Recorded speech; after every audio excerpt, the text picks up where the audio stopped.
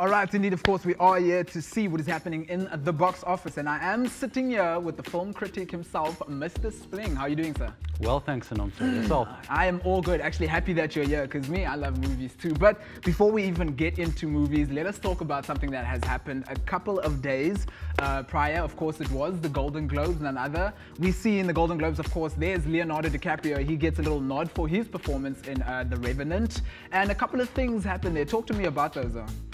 Well, Leonardo DiCaprio, he's like Martin Scorsese. He's a really talented guy. He hasn't got his Oscar yet, so we're all holding thumbs.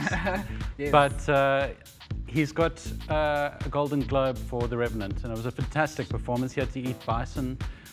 He's a vegetarian. I don't think many people knew that. Yo, so he needed, oh my goodness. Okay, so he's a vegetarian and he's actually eating, oh my goodness. Because, you know, he hasn't really done much in the way of physical transformations. That's what I was going to ask. Why is it that you think maybe he hasn't gone one yet? Well, I think that's part of it. You know, he hasn't like gone that extra mile for that role yet. And I think that kind of counts a little bit against him. But he's just such a talented guy, and he's been in the entertainment industry so long that you just need to sort of almost pray for this guy to get that well-deserved Oscar. I literally sit there and I'm just like, please, just do me this favor. But of course, that was an amazing night that was happening. There was the Golden Globes. But let's get into what we're here for. And these are a couple of movies that were in the box office. Some missed, some hit. But let's talk about one of the misses here. And it is, of course, Fantastic Four, an absolutely well-awaited film to come out. And it didn't do so well in the box office. I mean, there was, of course, the character, Michael B. Jordan, who was cast as the Human Torch. But of course, in the comics, is nationally known as, you know, a white character. But I'm sure it wasn't the problem for its miss. Yeah, it's a difficult one because it's a superhero movie. The previous Fantastic Four wasn't that long ago, so there are a lot of these sort of reboots happening. Yeah. And I had a lot of faith in this film when it was in production. Really top quality cast, a great director from Chronicle, Josh Trank, but he was the problem as well. Okay, so he's the problem in this. What's up with this? Well, you know, there are two sides to a story, and I think Josh Trank probably ruined it a little bit because there's some erratic behavior happening on the set when they were filming, and that compounded. He didn't get his way, creative differences.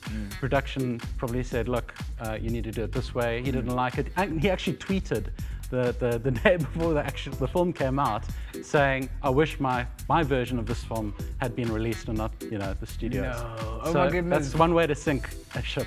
Well, he's definitely done that. Titanic to that ship right over there. And I mean, it cost $150 million to make. They only made back 56 million. So that was definitely a sinker right over there. But moving swiftly along, there was, of course, the Terminator Genisys. I'll tell you what, Arnold Schwarzenegger killed me in 1984. He said, I'll be back. T2, he was back. I felt like that was it for me. But what are your feelings here on Terminator Genisys and the rest, of course, of the sequels that they try to make? I think he's kind of been half back. You know, this is Arnold Schwarzenegger. He is a legend. He's an action hero of note. He's inimitable. Yes. And you know, I don't think he's got the draw that he had in the 80s and 90s anymore. He's been the Governator. There was a little bit of scandal there as well. And now he's come back to acting, and it hasn't been the sort of comeback of the century. And I think he's not drawing the crowds. I think the film was mismarketed to begin with. And it also suffered, it got some really poor reviews. So, you know, I think that can really damage a film's reputation with all the hype before it actually hits the circuit. Yeah, that is, of course, deep. We need to focus on the hype there. Hopefully it does do right. But another movie that we swiftly moving along on to, and I mean, it did actually hit the box office, was a movie made by Pixar, and this one is called Inside Out. But it is an animation. I mean, they haven't come to us since Toy Story 1, 2, 3. So talk to me about Inside Out. What is it all about, and how did it go? Well, it's all about the mind of a little girl and how she's coping with all the emotions, and each of the emotions, anger, joy, sadness, I can't remember the other one. They all kind of are there sort of deciding how she's going to react in certain instances, like a video game played inside your head. Okay. So you're not the main character, you're the main character for them. And I thought it was a return to form for Pixar. I wasn't that big a fan of cars and planes, but Inside Out is a fantastic movie. Wonderful animation, great voice cast, and yeah, just emotional as well. All right, cool. Well, let us move on to the one that absolutely did it, and it is definitely Jurassic World. I mean, of course, it has its own history from Jurassic Park, Spielberg out there doing his thing. So this time around, how do you think it went about? I mean, I saw dinosaurs and things. I think that's cool. Chris Pratt was in it. I was like, this is great. But I haven't watched it yet. Well, Chris Pratt is, is coming fresh from Guardians of the Galaxy. He's one of those cheeky guys. He's always got a twinkle in his eye. And he's with dinosaurs. I mean, like, it why would you not love this? Yeah, how would you not love it? He just brings such a great spirit to the film. And it is a tongue-in-cheek film. It's not meant to be taken as seriously as Jurassic Park. Okay. They're actually sort of mirroring the commercialization that's taken place. Jurassic World is now more of a theme park. Well, not a theme park, but it's kind of by the cup, by the shirt. You've been to Jurassic World. I don't need to go and ride a dinosaur to do that. And so it's really just reflecting that, and it's a lot of fun. It's like a roller coaster ride. I really enjoyed it. It was really entertaining, but not.